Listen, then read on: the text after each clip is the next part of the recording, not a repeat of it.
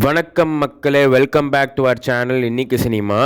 இன்னைக்கு வீடியோவில் நம்ம எதை பற்றி பேச போகிறோன்னு பார்த்தீங்கன்னா, தேர்தலுக்கு இன்னும் கொஞ்ச நாளே இருக்கிற இந்த சமயத்தில் ஒரு புது போர் வெடிச்சிருக்குன்னு தான் சொல்லணும். ஆமாங்க, இது ஒன்றும் ரஷ்யா உக்ரைன் போரோ இல்லை அமெரிக்கா ஈரான் போரோலாம் கிடையாது. இது ஒரு சோஷியல் மீடியா போர். அது என்னன்னு பார்த்தீங்கன்னா, வர ஏப்ரல் 10 அன்னைக்கு நம்ம நட்டி நடராஜ் நடிப்பில் TN 2026 ஒரு படம் ரிலீஸ் ஆக இருக்குது. அதோட டீசர் பார்த்தீங்கன்னா சமீபத்தில் வெளியே இருந்தது. இந்த டீசர் தான் ஒரு பெரிய சலசலப்பு உண்டாக்கிருச்சுன்னு சொல்லணும்.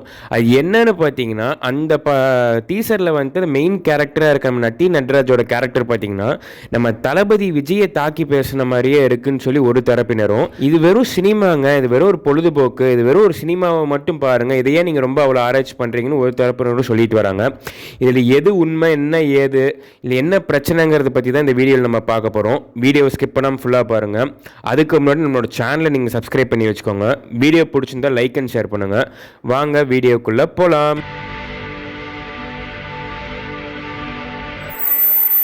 சரி, முதல்ல நம்ம அந்த டீசரில் அப்படி என்னதான் இருக்குன்னு பார்ப்போம். நம்ம நட்டி நடராஜ் வந்துட்டு அதில் வந்துட்டு கோல்டன் ஸ்டார் குல்கந்த் குமார் அப்படிங்கிற ஒரு ஆக்டராக நடிகராக அந்த படத்தில் வந்துட்டு அவர் வராரு.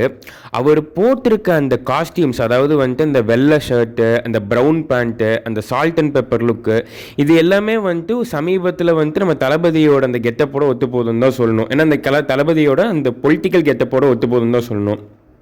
இதெல்லாம் பார்க்கும்போது அந்த படத்தில் இருக்க சில விஷயங்கள் ஆகட்டும், அந்த படமும் வேறு வந்துட்டு அந்த ஒரு எலெக்ஷனுக்கான அந்த ஒரு சில விஷயங்களை ஒட்டியே இருக்குது. அதை பற்றி வேறு பேசியிருக்காங்கன்னு சொல்லணும். இது வந்துட்டு இவரோட அந்த கெட்டப்பும் அந்த எலெக்ஷன் பற்றி பேசின சில விஷயங்களும் நம்ம தளபதியை தாக்கி பேசின மாதிரியே இருக்குது, நம்ம தளபதியை ஒரு மாக்கரி பண்ணுற மாதிரியே இருக்குது அப்படின்னு சொல்லிட்டு பல நம்ம தளபதி ஃபேன்ஸ் ஆகட்டும், டிவிகே தொண்டர்களும் வந்துட்டு அவங்க சோஷியல் மீடியாவில் சொல்லிகிட்டு இருக்காங்கன்னு தான் சொல்லணும்.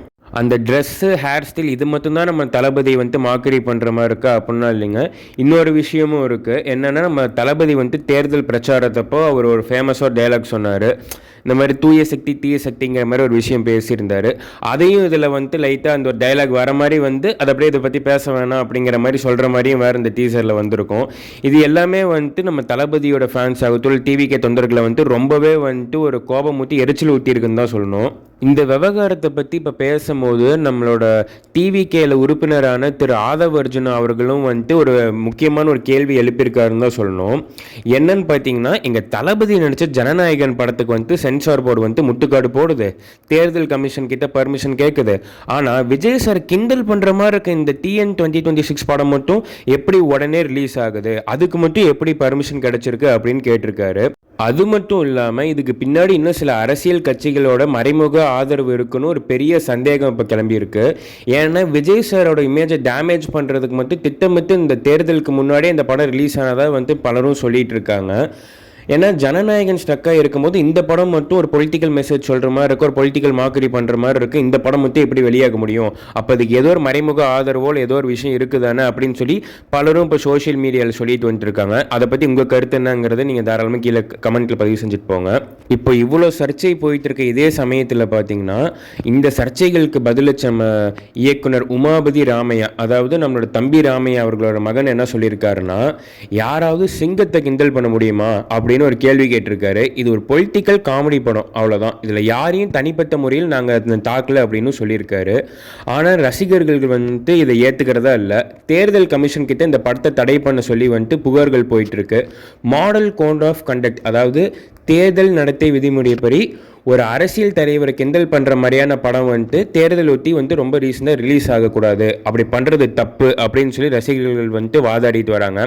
இந்த பிரச்சனை இப்போ சினிமா தாண்டி அரசியல் களத்துக்கு ஒரு பெரிய ஒரு விஸ்வரூபம் எடுத்து வந்திருக்குன்னு தான் சொல்லணும். ஏன்னா அது வந்துட்டு ஒரு பலர் வந்துட்டு இதை வந்துட்டு ஓப்பனாக வந்துட்டு நியூஸ் சேனல் டிபேட் பண்ணுற அளவுக்கு இந்த விஷயம் பெருசாகிடுச்சுன்னு தான் சொல்லணும். இதை பற்றி நீங்கள் என்ன நினைக்கிறீங்கிறது தாராளமாக நம்ம கமெண்ட் செக்ஷனில் சொல்லிட்டு போங்க. என்ன கேட்டிங்கன்னா இதோட இது என்ன சொல்லுவேன்னா, இன்னும் படம் ஃபுல்லாக வரல, ஆனால் வந்துட்டு இது உண்மையாலுமே ஓப்பனாக மாக்கரி பண்ணுற மாதிரி இருக்குது. அப்படிங்கும் போது தேர்தலுக்கு அப்புறம் இந்த படத்தை வந்து தள்ளி வெளியிடவே கூடாதுன்னு நம்ம சொல்ல முடியாது. தேர்தலுக்கு அப்புறம் வெளியிடலாம். ஒருவேளை அதில் ஓப்பனாக நிறைய மாக்கரி பண்ணுற மாதிரி இருந்தது, நிறைய வந்துட்டு ஃபேக்கான இன்ஃபர்மேஷன்ஸோ ஃபால்ஸான சில விஷயங்கள் சொல்லி மாக்கரி பண்ணுறாங்கன்னா அதை நம்ம எதிர்த்து நம்ம தாராளமாக கேள்வி கேட்கலாம். ஸோ வந்துட்டு நம்ம பொறுத்து இருந்தால் பார்க்கணும். படம் ரிலீஸ் ஆனால் தான் நம்ம என்னன்னு சொல்ல முடியும். எது எப்படியோ மக்களே, இந்த டிவிகே விசஸ் டிஎன் 2026 அப்படிங்கிற அந்த விஷயத்தோட போர் வந்துட்டு ஒரு உச்சத்தை தொத்துட்டு இருக்குன்னு தான் சொல்லணும்.